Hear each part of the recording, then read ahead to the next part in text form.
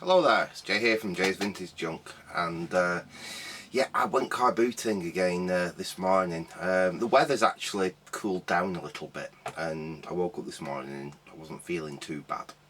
So actually initially I was planning to go up to Chelford and go around the car boot sale at Chelford. But I was up a little bit late for Chelford really. I could have got there, but then I realised that the road I normally take to get to Chelford has actually got roadworks on it this week for the next couple of weeks. So I'd have had to take the long way round to get there, past Manchester Airport and what have you, up the motorway. And I really didn't fancy messing about and that long drive and everything. So I thought, I won't waste the morning. I'll take a quick trip up to Smithfield Market, which is only about a few miles away from me really. It's, you know, like a 15-minute journey in the car. So I took a trip up to Smithfield Market, and I'm rather pleased that I did. I've actually picked up some quite interesting bits and bats, all computer related this time. So what I thought we'd do, like always, is I'll spin the camera around and we can have a quick look at what I picked up, what I paid for them and what have you. And so I'm not going to do any repair work or anything in this video, but we might have a little play with a couple of things. So I'll get the camera set up and we can have a look at what I picked up. So back in a sec. Right, okay, there we go, we're nicely set up. Now this bag came from my usual seller, the guy I tend to go to and have a look on his stall first, because he usually has some reasonably interesting stuff and it's usually not ridiculously overpriced. And I basically found some old PC parts, nothing special but useful stuff on his stall, so I just made a pile and bought it as a job lot. So let's go through this bag and let's have a quick look at what I got first off. So first things first, I really want to get it out of this bag anyway, so it's not the best place to keep it. So we'll stick the old anti-static on. We have got a, I think it's probably like a 3-com clone. It's SMC Ultra chip there, so I'm guessing it's kind of like a 3-com style clone, but really useful network card because it's got the you know, the modern RJ45 network on it. If you remember that Amstrad that I showed in my last video, very similar card to this, but it doesn't have that. It's just got the was it Twisted Pair and the was it Fat Ether, that I can't remember, I can never remember. But that is what we really want to be able to communicate with more modern network systems. So really handy card to have. So that was one thing that I picked up. There was 2 of these, but the other one didn't have that connector on it, so I didn't bother picking that up. So it's the first thing I picked up. Then, now these all need a clean, but we've got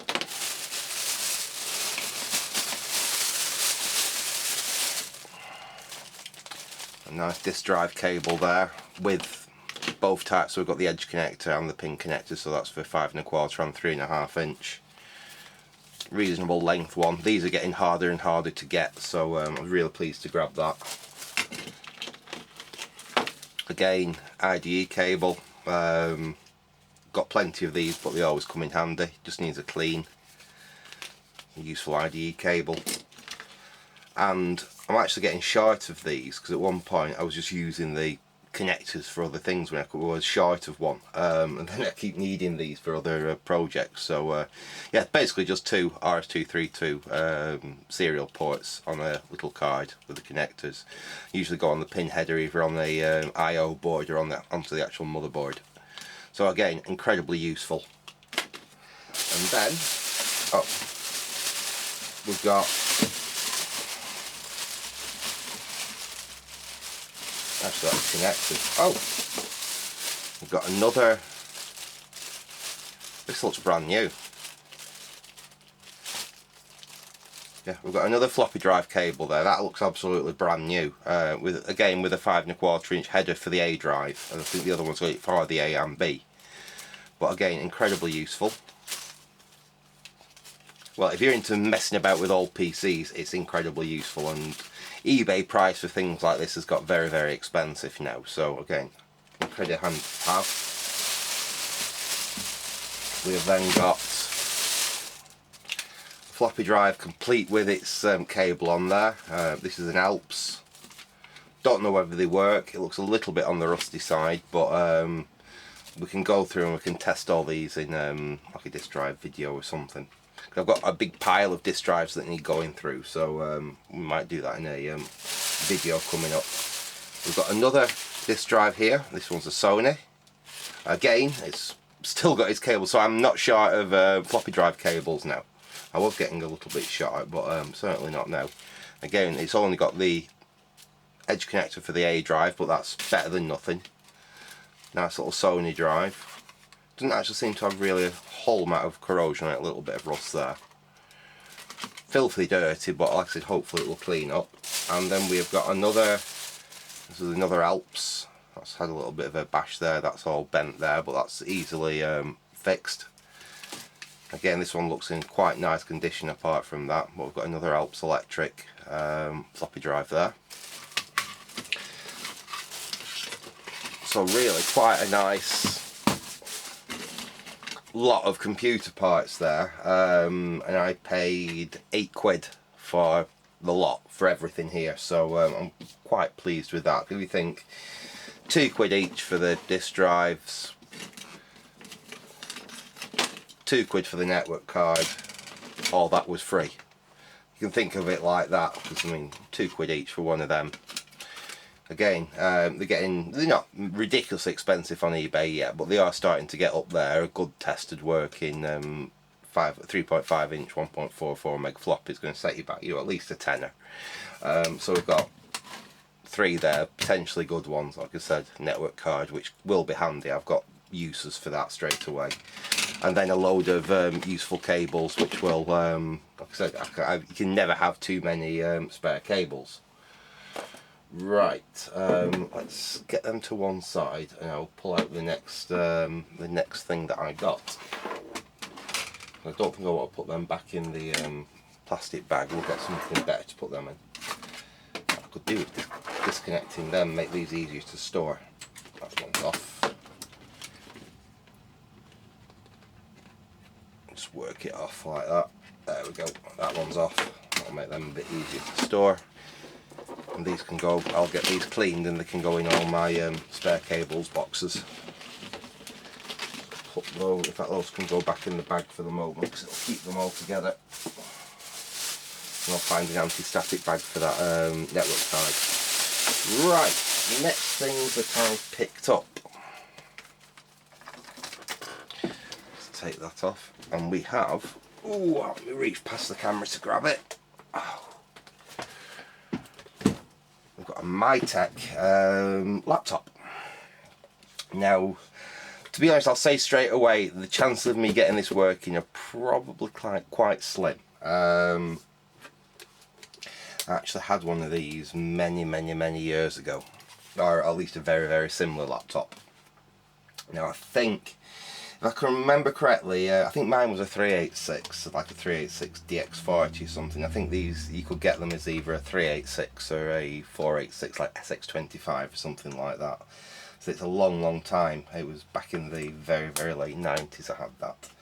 I didn't have it for very long either, because if it is like this one that I had, they have a barrel battery inside them, very much like is used on the Amiga 500 Plus, and it does exactly the same thing in these as it does in the Amiga 500 Plus, and it bursts and it leaks on the main board. Now, on Amiga 500 Plus you stand a chance of getting it working again, because most of the components, well, all the components on the 500 Plus, they're all through-hole components. You can take them off, you can do lots of checking, you can remake broken traces and things like that.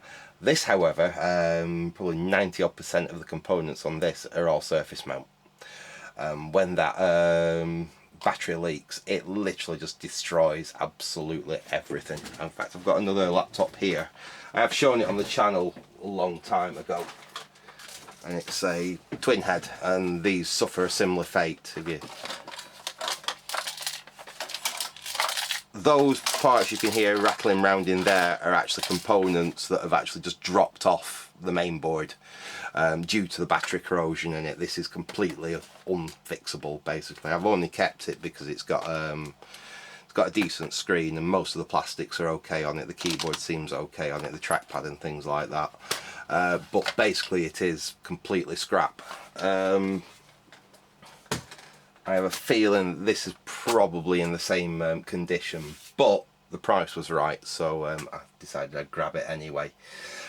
So yeah, we'll hopefully be seeing this in an upcoming video. We'll have a quick look over it now. We can already see here, unfortunately what I don't have, or this is one of the reasons why we're not going to try powering this up in this video, is it's a slightly large centre for the power connector, and I haven't found one in my stash of power adapters yet that actually fits that. So I'll have to see if I can find a power adapter that fits it, but I can already see some green round that power connector there. We'll go on the back, we've got our keyboard and mouse port there, and again if I actually look round the outside of it I can see green forming around the outside of that.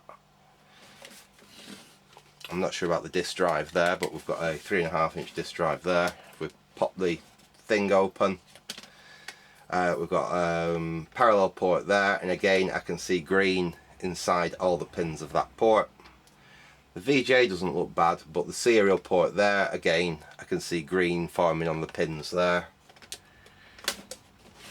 We have a look on the bottom. It is unfortunately missing the little plate that should go over the RAM expansion there. That was missing when I picked the laptop up. Probably one of the reasons why it was really cheap. But fortunately I can't see any green on the main board round there, so at least like that RAM module might be savable on it. Hopefully there's a hard disk in there as well which might be usable, possibly the floppy on another system, I don't know. But yeah, I picked that up. It would be cool to get it working because it's a really nice little small form factor laptop. I really do like the size of it. If you look, I mean, I don't have mega big hands. If you look at my hand in comparison with it, you know, it is a nice like sub notebook style laptop. In 386, 486 it would be a really cool thing to have working, but like I said, the chance of me actually getting this working are probably fairly slim. But I only paid £3 for it, so I wasn't that mithered. Like I said, at £3, potentially I've got more than £3 worth of parts out if I part it out. So yeah, you'll probably be seeing that in an upcoming video anyway. So like I said, kind of cool. The chance of me getting it working is, as I've shown you with that corrosion, like I said, it's probably already too far gone inside, but we will see. For £3 it's worth playing with. Won't be playing with it anytime soon, I don't think, but it's one to have a mess with in the future anyway. I'll take that and I'll put that to one side. And next we have, and this is a heavy bugger, not quite as heavy as the final item, but oh god, this is heavy, this is heavy, this is heavy. We have got another laptop. I actually picked this up off the same person I picked up that laptop I've just shown you. In fact, I went up to her with that in my hand and asked her how much it was, and she said it's £3. So fine, I'll have it for £3. And she said, oh, by the way, there's another old laptop on the floor there. It's £5 if you want it. I actually didn't even look at the laptop. I just handed her £5 because this type and style of laptop is you don't normally find them for £5. Now she did say there is something wrong with it. The hinge is iffy on it or something, but like I said, for £5 I thought let's grab it. It's something we can have a good look at. Let's open this up, and this is the type of era of computer I love. This is like my favourite, very late 80s, early 90s. And we have, believe it or not, no, this is not an Amstrad and it is not a Toshiba. That's the thing, I actually don't know who made this. We may be able to find that in the future, but it is very, very heavy. Let's get the case out of the way.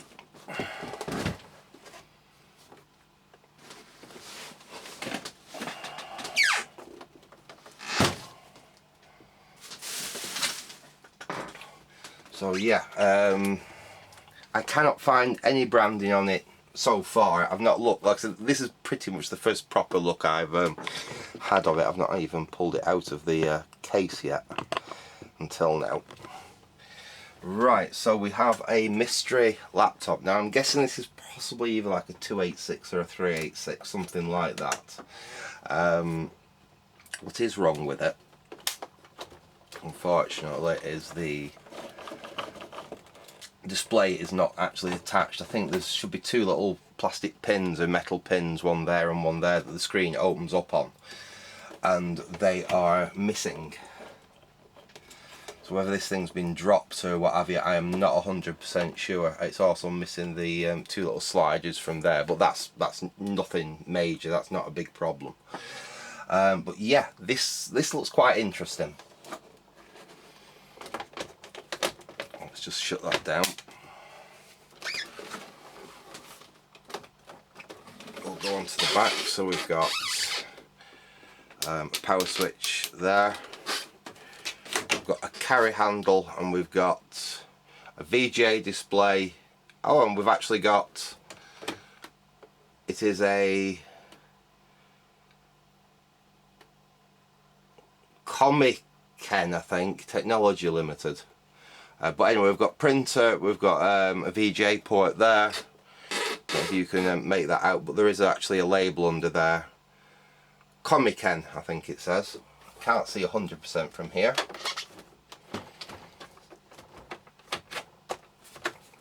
We have got our DC in power there.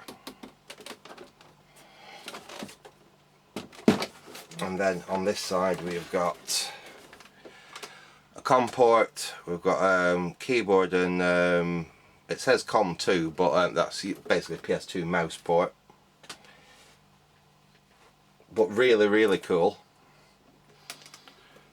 I'll pop that slot off. We have got two what look like standard ISA expansion slots there. So that makes this thing quite, you know, interesting, really.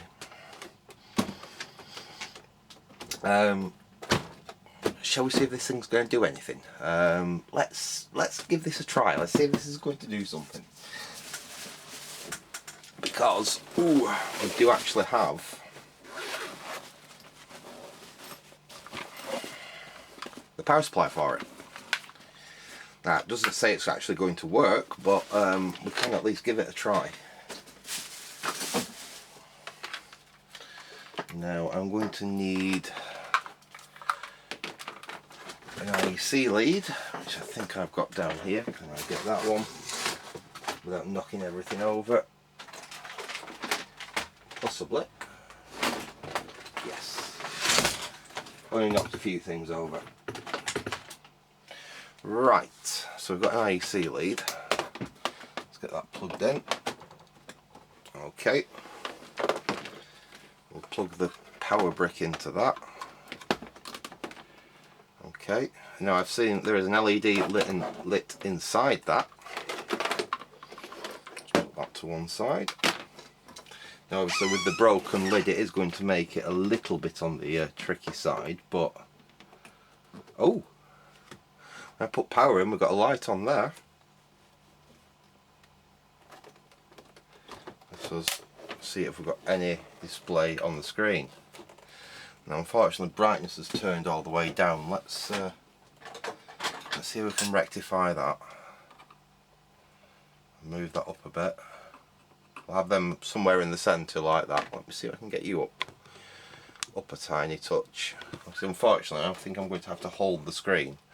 Let's see if we switch that. Ooh! Oh! Right, okay, let me see if we can... Aha!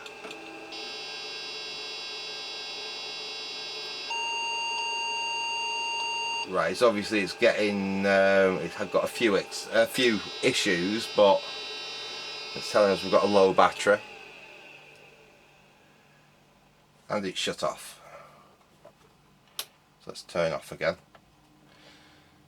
Interesting. So we know our screen works. We've obviously got bad CMOS battery in there, but let's just give it one more quick try. Nope.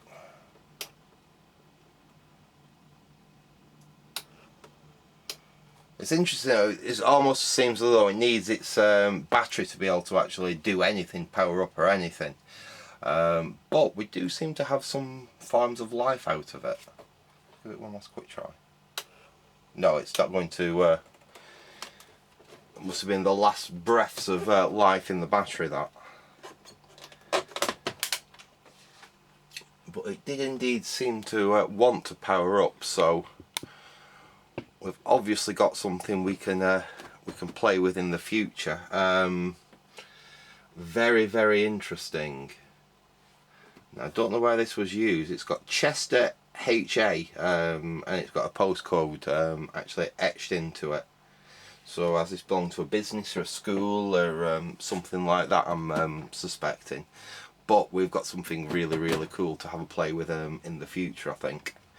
So we will get on to the final item. Now I will have to actually shut the camera down and shift a lot of things to be able to get this on the bench, because this thing is heavy. This is very, very, very heavy.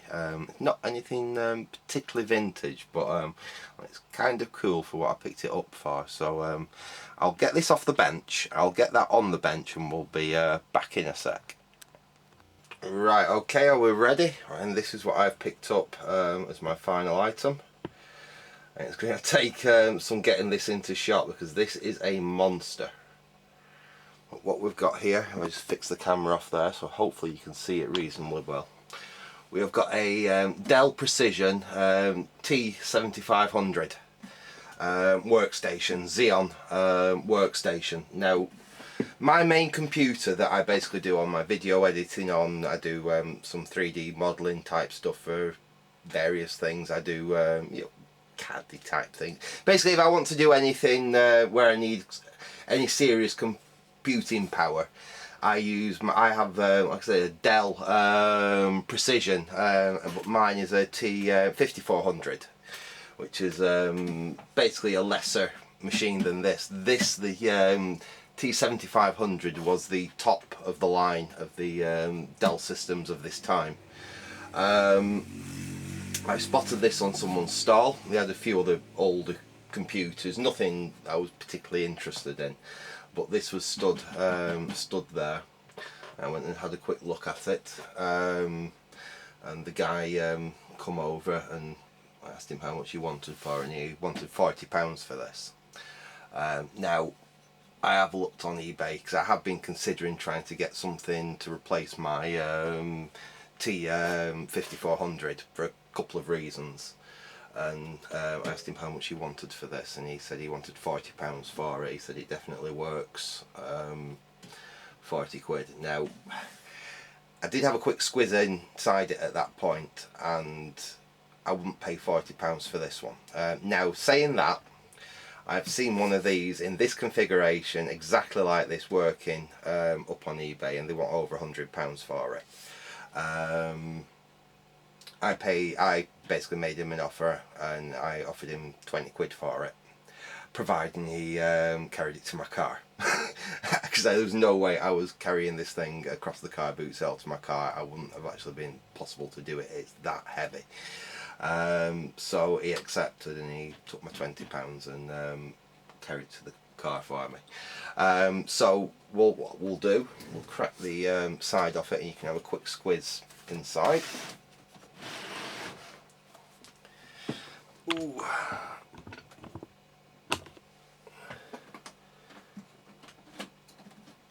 There we go.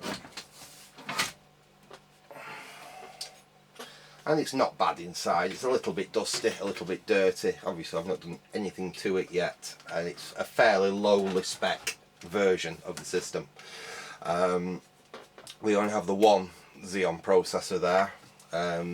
Unlike the 5400 that I've got, that just has a second CPU slot on the main board to put a second processor in it. This doesn't. it actually needs a riser card that fits in here to add the second CPU.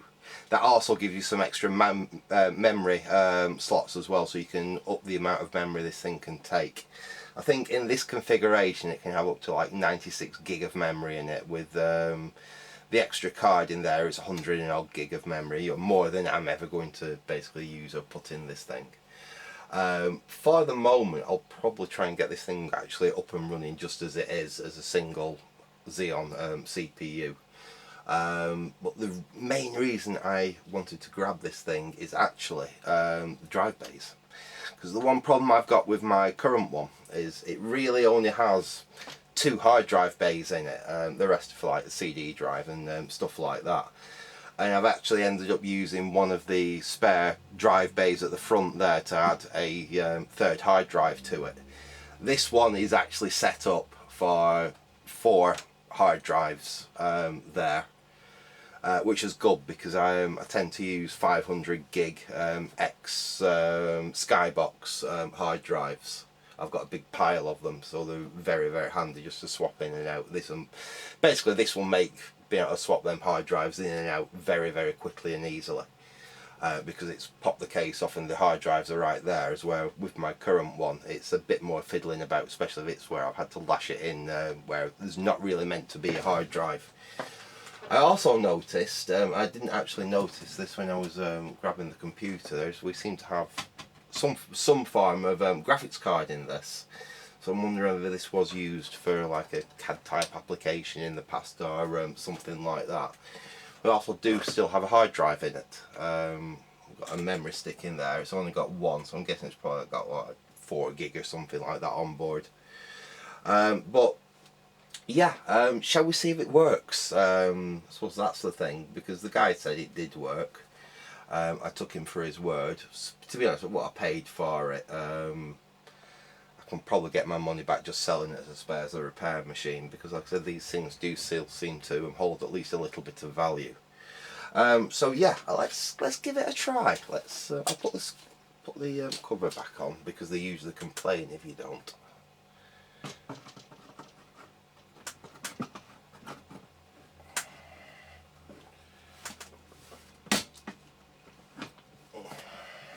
There we go, that's in.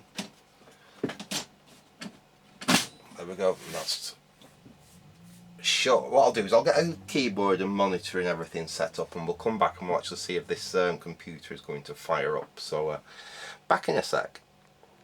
Right, okay, we're back. I've got everything plugged in. I've got it connected to that HP mouse and that Genius keyboard that I showed in the previous video that I picked up at the car boots. Don't even know whether these work, so it's going to be a chance to actually test them. I'm not sure whether this monitor is going to work with this system either, for the simple fact the graphics card on this has got DVI and HDMI output on it. The only cable I could find at the moment is a DVI to VGA cable, so it depends whether this outputs analog video or not on the DVI output, whether this monitor is actually going to be compatible with it. But we can give it a try. If not, like I said, I will be doing a full-on video of this computer, actually seeing what we can do with it. So I will actually have to dig out a proper cable and everything. But for the moment, let's see if it's going to do anything. I think the screen's on. The computer's plugged in, so at least it makes a noise. It is powering up. But I haven't seen the light on the monitor go green.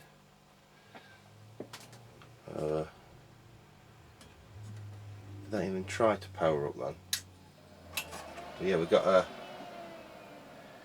flash from the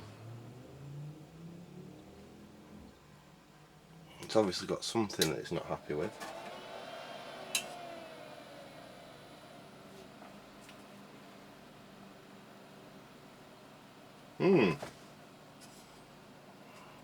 Oh yeah, it is running. Ah! We've got something on screen. Ah, it's working. Awesome. So we've got our Dell Precision workstation.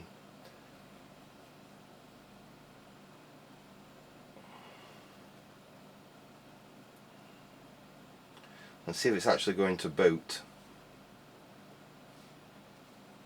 It's found the hard drive and it's found the CD drive. Right, let's see what we've got here. Well, time and so obviously we've got a CMOS battery probably failure. Let's try F1. Let's see if it's actually going to boot, shall we?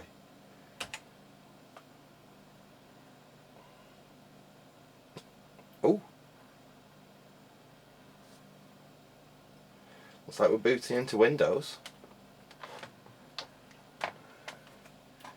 Wonder if we're going to have a functioning mouse as well. Our keyboard seems to work.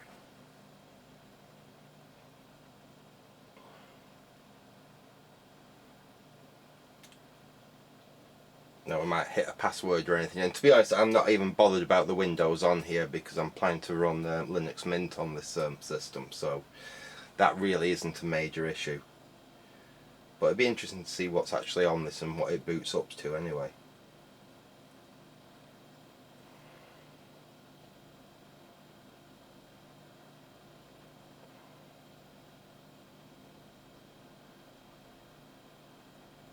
It is taking its sweet old time to... Oh, here we go. There we go.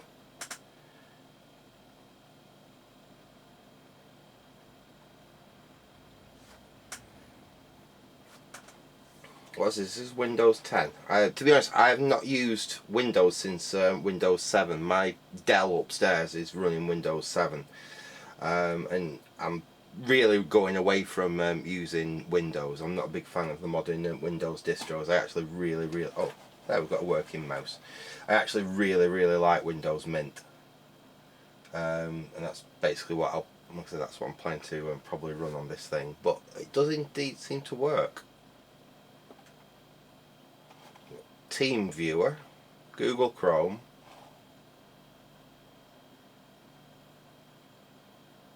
I'm Contra, ask me anything. What the hell's that?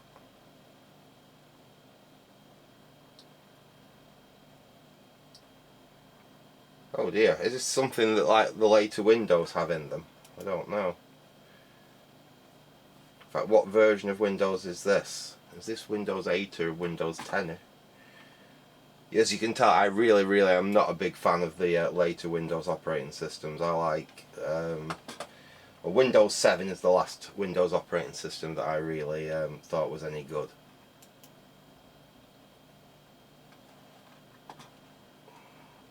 Let's cancel that, it's trying to get me in somewhere. System, let's have a look.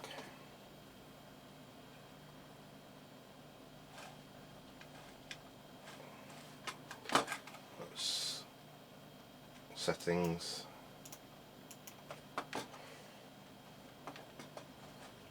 update and security.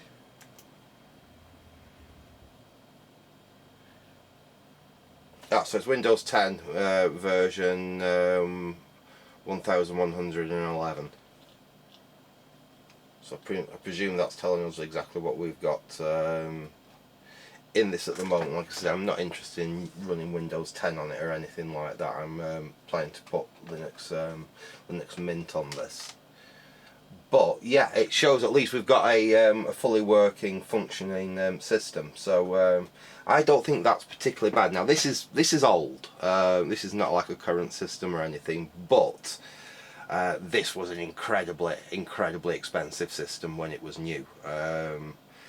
And it should still be a fairly good powerhouse for what I want it to do. And like I said, at least it has the extra hard disk bays in there, which is what I was struggling a little bit with the one that I've got at the moment. So what I'll probably do is get this working as it is, just with a single CPU.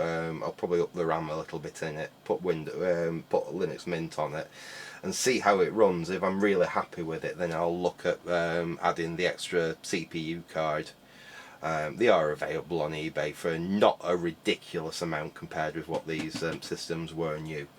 And then I can look at perhaps putting some faster CPUs in it and things like that.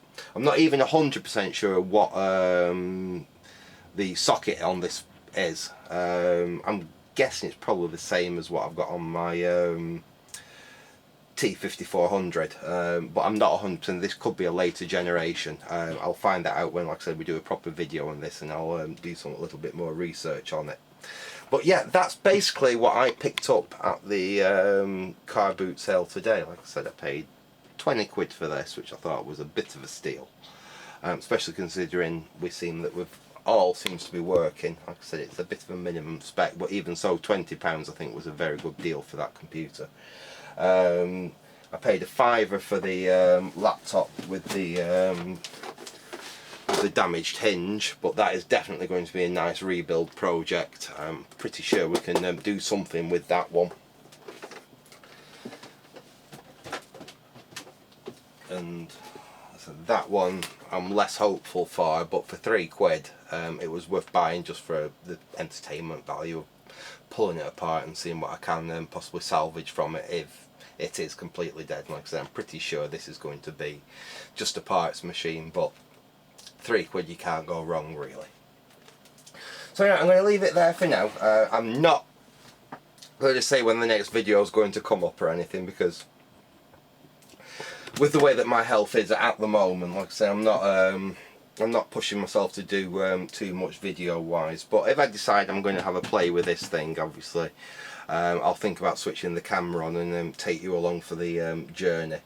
But the laptops and stuff certainly will be, you know, their own proper little videos, because I'm sure we'll find them interesting. As well as, like I said, them disk drives, I do have another pile of disk drives, and they all need going through, they all need testing, cleaning, basically make it see. Does that just shut itself off?